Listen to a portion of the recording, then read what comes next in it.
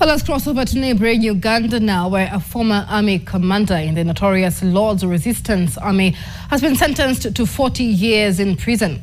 Thomas Choyelo was found guilty of 44 charges, including murder, rape, kidnapping, as well as pillaging, but denies the charges leveled against him.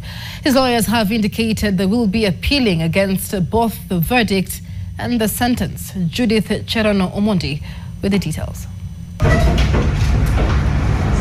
Thomas Choyelo, a mid-level commander in the notorious Lord's Resistance Army rebel group, who has been accused of crimes against humanity, was sentenced to 40 years in prison by Ugandan court on Friday.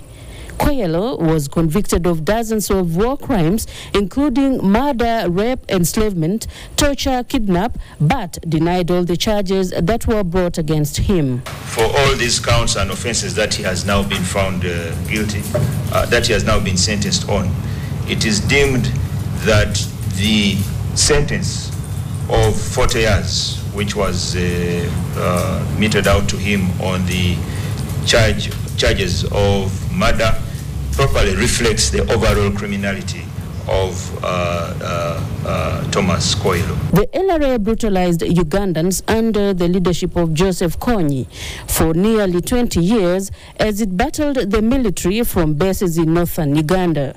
The insurgents carried out horrific acts of cruelty, including abductions, hacking off victims' limbs and lips, and using crude instruments to bludgeon people to death.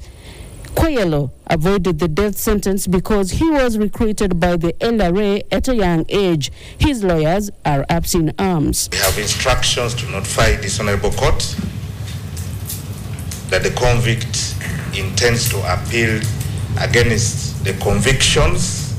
We feel the sentences are illegal.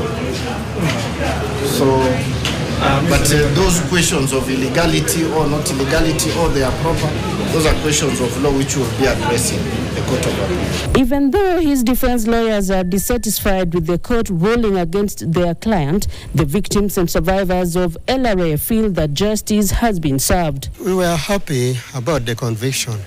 Now that the appeal is being made again, this one triggers our temperature again. We shall not be happy to hear the court going again on. Judith Cherano, Monday, NTV, Kisumu.